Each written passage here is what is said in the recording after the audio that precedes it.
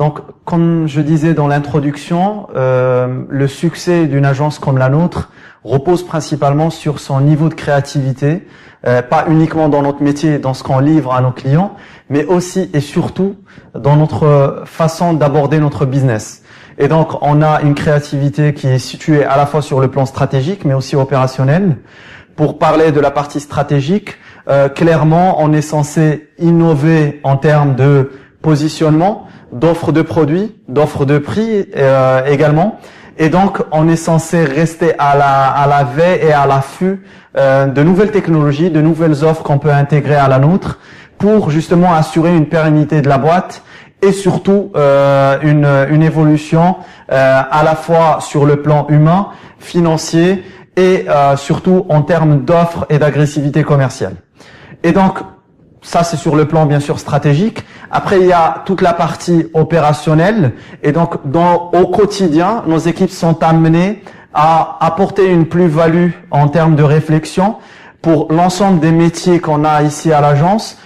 Pour prendre quelques exemples, on a celui, par exemple, du média. Les gens peuvent en déduire que c'est un métier extrêmement simple, qu'il suffit juste de faire l'intermédiaire entre un éditeur et un annonceur, mais il faut être créatif sur tous les volets de la chaîne, c'est-à-dire qu'il va falloir recommander des plans médias qui, en plus de répondre aux objectifs business de l'annonceur, lui assure un certain nombre d'optimisations des budgets qu'il met, en allant chercher des synergies avec des partenariats avec certains sites par exemple, ou bien en créant carrément des plateformes qui deviendront des plateformes de génération de trafic naturel. Et donc tous ces éléments-là font que la créativité, que ce soit sur le plan stratégique ou opérationnel, c'est quelque chose qui nous hante dans le bon sens du terme, c'est-à-dire qu'on en fait un vecteur pour l'évolution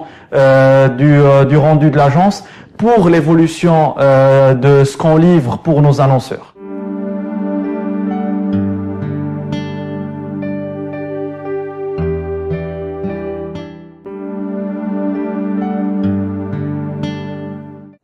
L'autre composante vitale, cette fois-ci, de notre business model, c'est le modèle de revenu. Et donc, on a travaillé avec les équipes sur un certain nombre de sources de revenus qui vont nous permettre de diversifier notre offre et pouvoir intéresser différentes catégories de segments, d'annonceurs et d'agences comme j'ai présenté précédemment.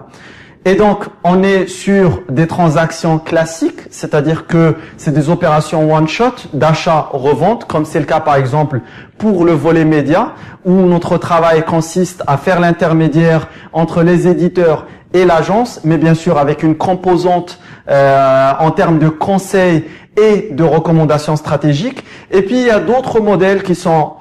beaucoup plus favorables pour l'agence, puisque ça nous donne une visibilité annuelle de l'ensemble des dépenses et des investissements qu'un annonceur mettra chez nous. Et donc, on est sur ce qu'on appelle un scope of work, c'est-à-dire qu'en début d'année, on estime le travail qu'on va devoir fournir pour un annonceur, puis on découpe ce montant-là sous forme de mensualité que l'annonceur nous paie chaque fin de mois. Et donc, ne serait-ce que sur ces deux modèles-là, on se retrouve sur un équilibre qui nous permet à la fois d'aller chercher des annonceurs qui sont intéressés par une collaboration ponctuelle avec Cher Conseil, mais aussi, et ça c'est le cas le plus présent à notre niveau, des modèles de collaboration et de business partner où on se positionne comme étant une agence conseil qui accompagne sur la durée un annonceur et qui devient par la même occasion un partenaire stratégique pour que cet annonceur-là puisse réaliser ses objectifs business, image et notoriété.